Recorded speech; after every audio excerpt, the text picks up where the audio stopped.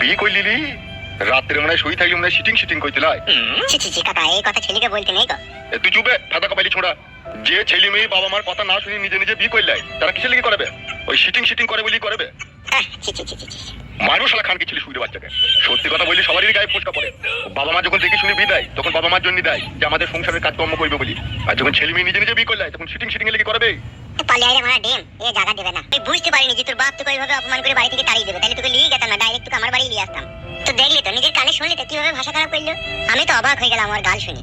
ওই রকমই লোক রে আমার বাপ, পাক্কা হারামি শালা শুইরে বাচ্চা। তুই জানি না ডেম, যেদিন থেকে বসমতিতে পড়ি। ডিসক্লেমার, আমাদের এই চ্যানেলের কিছু ভিডিও 18 বছরের কম বয়সীদের জন্য উপযুক্ত নয়। প্রতি সপ্তাহে নতুন নতুন বাংলা কার্টুন ভিডিও আপলোড করা হয়। ভালো লাগলে চ্যানেলটি সাবস্ক্রাইব করুন, বেল আইকন অন করুন এবং আমাদের সাথেই থাকুন। ভিডিওটা শুরু থেকে শেষ পর্যন্ত দেখা হোক।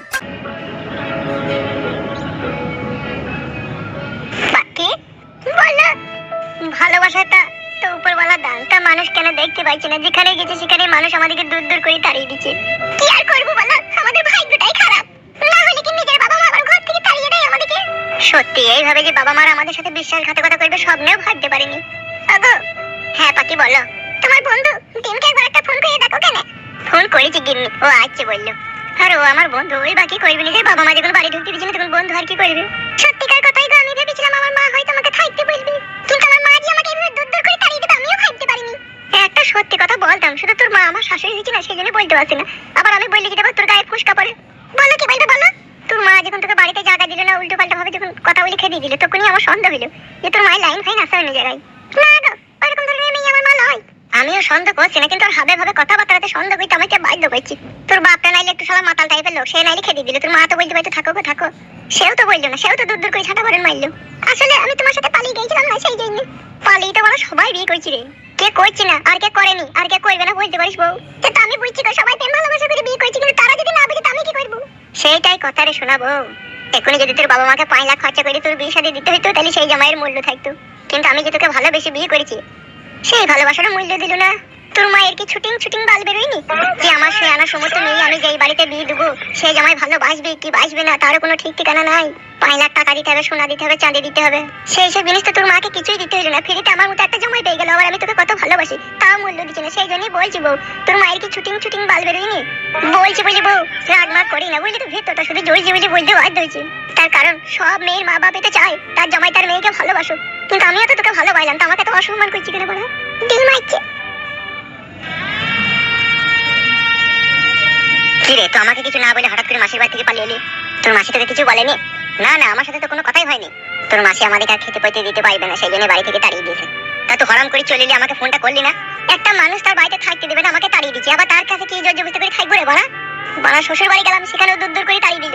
কি বলছিস, তুই শ্বশুর বাড়ি গেছিলি? তোর হ্যাঁ গেছিলাম, পাখির মা বাবা অপমান করে তাড়িয়ে দিল। এখন যে মানে কি করবো কিছুই বুঝতে পারছি না। তোদের বাড়ি গেছিলি নাকি? আমাদের বাড়ি যদি পাখিকে নিয়ে আমি যাই, আমার বাপ যা মান এগুলো জানিস তো কি করবে? ও আগে আমাকে আড়াই টাঙা বেঁধে ইচ্ছা মতো সাঁটা বেঁধে 60টি পাখিকে খেয়ে দিয়ে দেবে জানিস তো? না রে বড়া না, এত বড় জালিম লোক তোর আব্বা লয়, এত বড় বড়া না ফরমানি কাজও করবে না। একবার যেই দেখ কেনে বড়া কি জিনিসটা হয়, মেয়ে তার ফেলতে পারবে না তোকে। কি বলছিস রে তুই, সব জ্ঞানে আছিস তো বড়া? হ্যাঁ রে ভাই হ্যাঁ, সব জ্ঞানে আছি। যেহেতু নিজের বাবা মা একটু অপমান করে করবে ঠিকই, বড়া জায়গা দিবে। যেই একবার দেখ বাল আমার মরি ভূত না মরি ভূত হইস না বড়া। আর তারপরেও যদি তোর বাবা তোকে জায়গা না দেয়, তোমার আমার বাড়িতে থাকবি লে। তবে ঠিকই বলছি, চলো কেন একবার যাই কেন? মানবে না রে বউ, মানবে না। ধুর বল, মানবে না বাবা, মানবে না, তোমার বাড়িতে থাকবি বুঝলি বড়া? চ তো বড়া চ, আমি শুধু তোর সাথে যাবো। চ কেমন মানে কি না মানে আমি দেখছি। চ বলছিস? হ্যাঁ রে বড়া হ্যাঁ, আয় বেচ চ দেখি। আয় বড়া আমার সাথে আয় তো।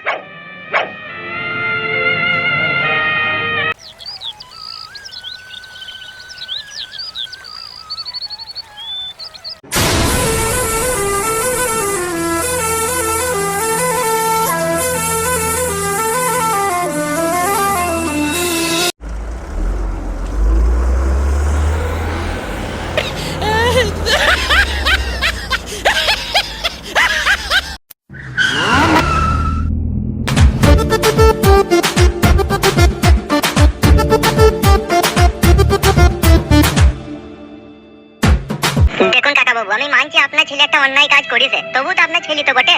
কিসের ছেলে? কোন সম্পর্কে ছেলে ও আমার? ও শালো বৈদুর বাচ্চা, ছেলেই যদি আমার হইতো তা আমার কথা শুনলো না কেন ও? ভুল তো করেছে, কিন্তু এখন আর কি করার আছে বলুন? ও সুরের বাচ্চা, ও বৈদুর বাচ্চাকে তো আমি বলেছিলাম ওই মেয়েটার সাথে আমি বিয়ে দেবো, তো সুরের বাচ্চা খানকি ছিলি ও ছুরি টাকা বলি পালিয়ে গেল কেন? বৌমা হয় আব্বা ছুরি বললো না। খানকি ছেলে ওই শালা, তোকে তো আমি বলেছিলাম যে আমি ওর সাথে বিয়ে দেবো, তো বালি পালিয়ে গেল কেন ওকে? বাবা ও পাখির আব্বা বিয়ে রাজি হয়েছিল না আমার সাথে বিয়ে দেওয়ার লেগে। রাজি হয়েছিল না তো তুলি পালালি কেন কে? তাই না বটে বড়া, কাকি আর কাকিমা তো রাজি ছিল, তা বালি পালানোর দরকার কি ছিল তোর? সব জেনে শুনে না জানার ভান করি না দেব, বুঝলি তো? তুই তো সবই জানতিস, বিয়ে দিতে রাজি হয়েছিল না বলি তুলি পালিয়ে গেলাম। ওলে শালা, তাইলে সে উল্লু গুনে মুক্ত হবে ডিম। তোর কাছে যখন গেলাম তুই তো বললি আমি কিছুই জানি না, এখন তো বলছিস সবই জানিস। তো বে তোমাকে ফাঁসাবে বলি লিয়ে এলি নাকি এরু? তোকে আমি বলেছিলাম মেয়েটাকে নিয়ে পালা। না না, আমি তো নিজেই লিয়ে গেলাম। নিজে লিগে এলি তা নিজে একটা বাড়ি ঘর করে সেটা থাকা, এর কি গাড় মারা দিয়েছিস? কাকা বাবু, নিজের ছেলের প্রতি এত অন্যায় এত জুলুম করেন না।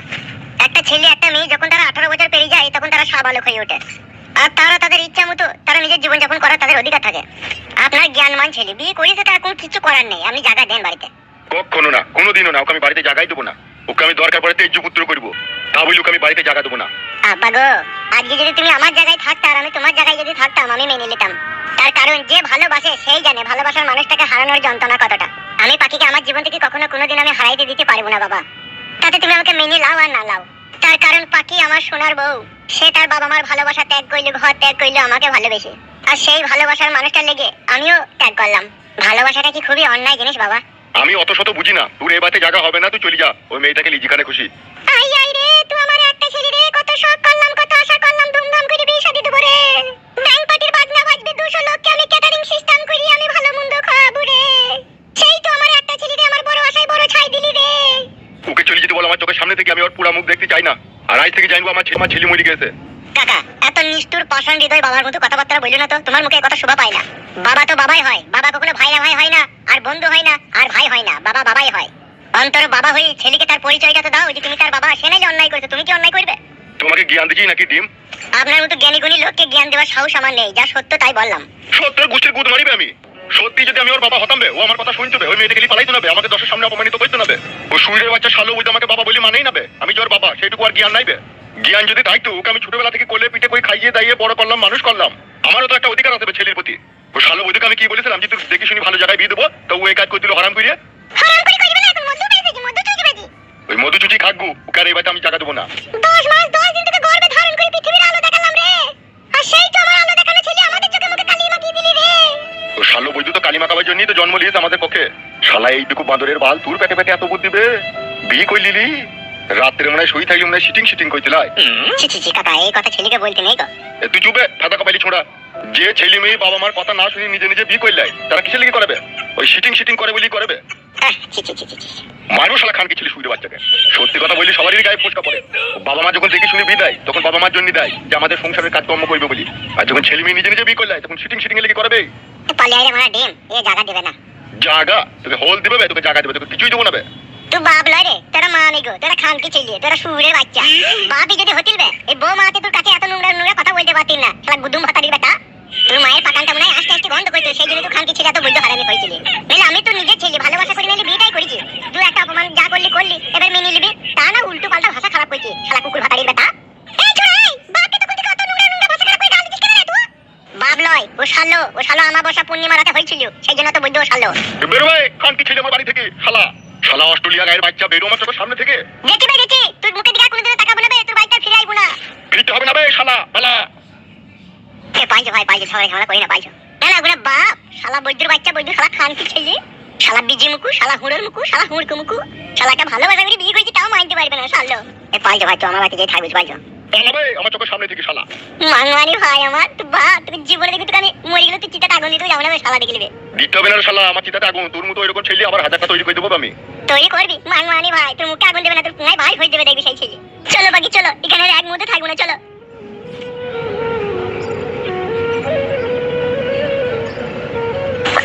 ওকে এইভাবে অপমান করে তাড়িয়ে দেওয়াটা মনে হয় ঠিক হলো না গো। কোথায় আর যাবে, ঘুরি ফিরি সেইখানেই আসতে হবে। শালা বৈদ্যুর বাচ্চাকে একটু শিক্ষা দিলাম, কে কদিন কার বাড়িতে রাখবে সেই বিকাশ দত্তর বাড়িতে এসে থাকতে হবে। শালাকে জীবনে চাইতো বেশি ভালোবাসতাম, আমার কথা শুনলো না ও শালো। ওগো ওই মেয়েটাকে ফাপড়ে ফেলে দিয়েছিল গো, না হলে ওই কাজ করার ছিল নয়, আমার ছেলে, আমি জানি না। পাঁপড়ে তো ফেলে দিতে, এবার পাঁপড় খেয়ে দেখুক, শালার মুখ হাত পাবে ছিঁড়ি যা, তাহলে বুঝতে পারবি ভালোবাসা করার কি জানা। কটা দিন যেতে যাও, সে বিকাশ দত্তর পায়ের তলাতে এসে আবার করতে হবে ওকে। থাকবে কোথায়, জায়গা দিবে কে?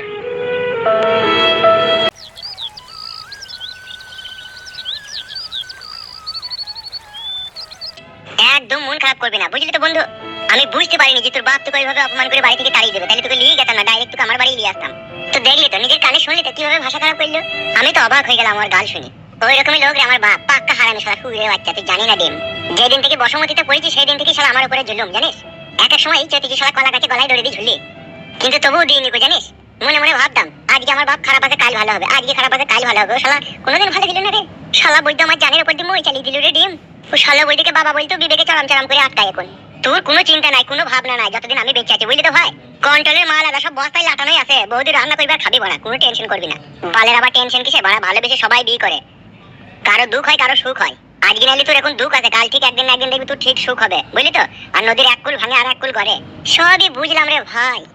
এক এক সময় পাখির মুখ পানে তাকিয়ে নিজেকে খুব খারাপ লাগছে রে, যে যাকে ভালোবেসে বিয়ে করে আপন করে বুকে টেনে নিলাম, তারও বাম্মা তাকে পর করে দিল, আমারও বাম্মা আমাকে পর করে দিল। এইটাই আফসোস। দেখ ফুটো, তুই হচ্ছিস বেটা ছিলি পুরুষ মানুষ, বুকে ধৈর্য রাখ আর হুঁকিয়ে কাজকর্ম কর। দেখ একটা জায়গা কিনে ঘর বাড়ি করে তোর বাপ শালোকে দেখা যে আমিও নিজের ধনে মুছতে পারি। হ্যাঁ তা তো করতে হবে, নিজেকে খেটে খুঁটে ঘর বাড়ি করতে হবে, নাহলে কে সারা জীবন জায়গা দেবে বল। তুই আজকে নাইলে আয় বড় আছিস, কালকে বিয়ে শাদী করবি, তোরও তো এই ঘরটা দরকার হবে বল। এখন তো আর করছি না, এখন 2-4 বছর কোনো বিয়ে করবো না, তোরা ঘরে শুবি আমি বারান্দায় শুবো, নো টেনশন।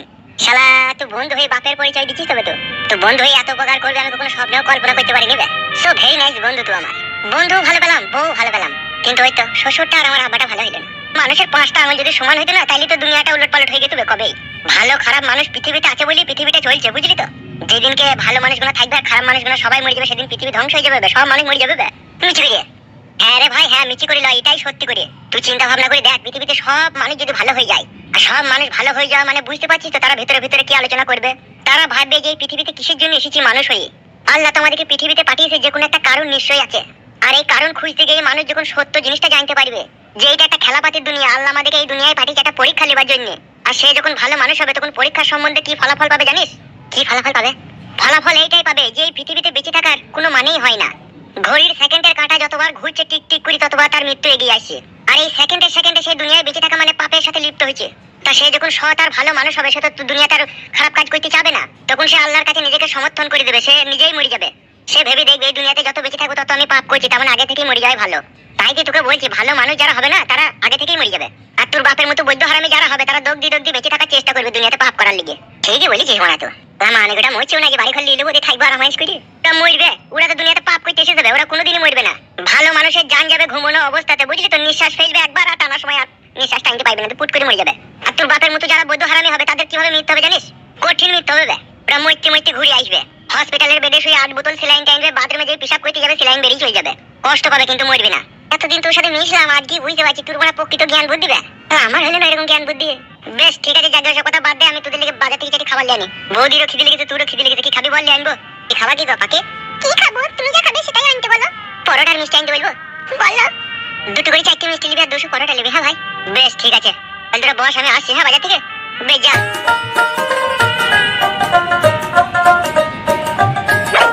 পাখি বললো নেহাত ডিম আমাদেরকে আশ্রয় দিল, তাই নাহলে উড়ে যাই যে কোন ভাগারে পড়তাম সুগুনিতেও টের পেত না।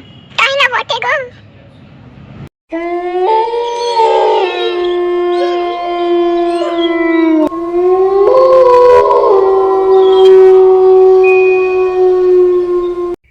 তুমি ফুটে বলতো নাকি?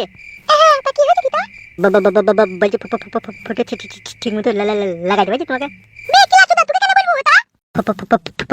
ফুটে যদি না পারে তাহলে আমি তোমাকে লাগাবো।